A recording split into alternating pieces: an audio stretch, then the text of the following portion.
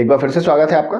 आज की इस वीडियो में हम बात करेंगे कि अगर हमें फॉर लूप से इस पैटर्न को प्रिंट करने का एल्गोरिथम लिखना हो तो उसको कैसे करेंगे। तो आपका समय ज़्यादा ना लगे इसलिए मैंने एल्गोरिथम को पहले से यहाँ पर लिख दिया है। तो पहले हम इस पैटर्न को, लॉजिक को समझेंगे और उसके बाद इस एल्गोरिथम को समझेंगे।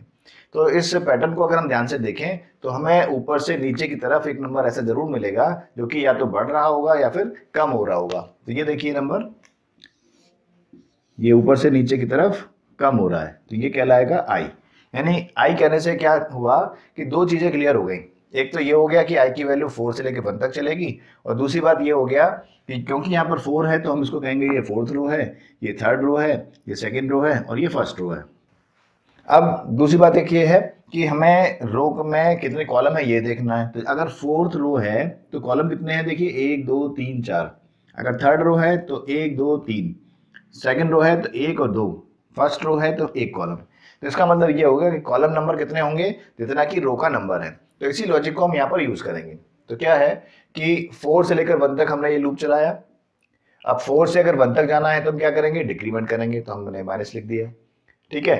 अगर जे के लिए अगर बात करें तो 4 से लेकर आई तक, अब आई की वैल्यू क्या है 4, ये 4 से नहीं होगा, ये 1 से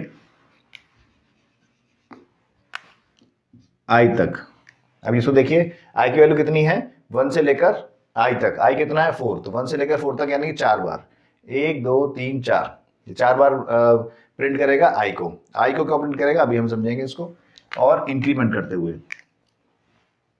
अब क्या होगा, अगली बार में आई की वैल्यू 3 होगी तो 1 से लेकर 3 तक यानी कि 3 बार, 1 2 और 3। जब आई की वैल्यू 2 होगी तो 1 से लेकर 2 तक यानी कि 2 बार, 1 और 2। जब आई की वैल्यू 1 होगी तो 1 से लेकर 1 तक यानी कि 1 बार, 1 प्रिंट करेगा। अब ये बात आती है कि आई को हमने क्यों लिखा है। तो देखिए यहाँ पर जब ये रो थी तो 4th रो में क्या प्रिंट हुआ 4 4 4 4। जब 3rd रो थी तो 3 3 3। तो यानी पूरी एक रो एक जैसी थी।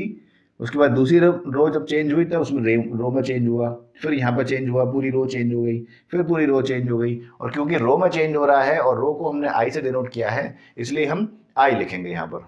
तो इस तरह से आप इस पैटर्न को प्रिंट करा सकते हैं।